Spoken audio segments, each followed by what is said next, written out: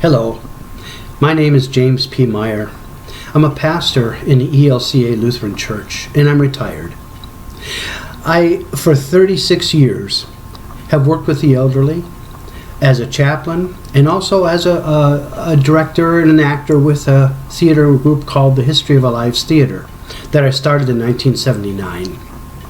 It has been a real joy to work with folks about their stories. And so today I'd like to present to you the collection that I have put together called In Times Long Ago. I hope you'll be inspired by them. I hope you'll enjoy them. Some I'll read to you. Well, actually, most I'll read to you. And some will have the actual people who lived those stories tell you their story. So, enjoy. The first one is called Medicine. Dad was sick. He needed medicine from town. We called the doctor, and he said, "There's a blizzard out there. I'm not going out in that. The medicine will be at the apothecary when you can get to town."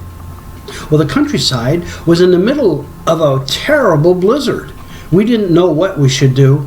Dad was awful bad, and we knew he had to have that medicine. My two brothers and I decided to hitch the team of horses to the bobsleigh and try to get to Estherville. We took shovels too, just in case we would have to dig out the horses out of the snow.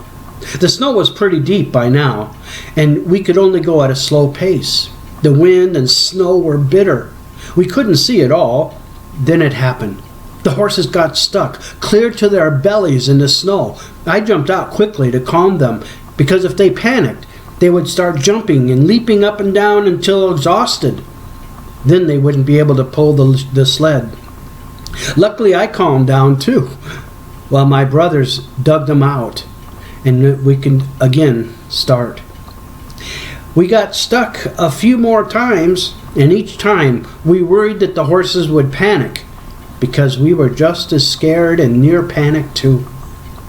We finally arrived in town and got the medicine. We stayed there for an hour just to rest the horses, and then started out again for the farm. On the way back, the horses got stuck in the snow twice. The snow was getting deeper, and it was still very hard to see. It seemed worse now. It was really getting eerie, so we prayed that each step the horses made would be followed by another.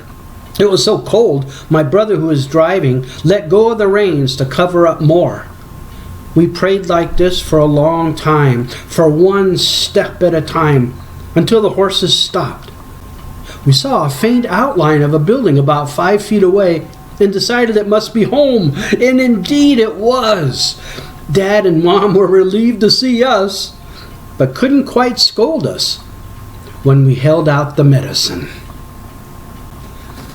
The end. Isn't that quite a story? I just love that story. I wonder what struck you in this story. I wonder who you identified with. I wonder if the boys would have been scolded or ridiculed for their good intentions had they not been successful.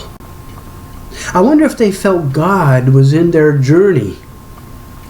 I wonder when love sent you out in the blizzard or over the top. I have a family room reflection that I'd like to share with you. Jesus, being of special lineage, though, emptied himself of his rank and stepped into the murky, soiled waters of humanity and was baptized. He walked in with you and me and is now guilty by association. Yet his Father opened the heavens saying, "Way to go, son, I love you and I'm pleased with you. Keep up the good work." And coming out of the water, Jesus saw the risk to his life for you and me, his beloved ones, and saw it was well worth it.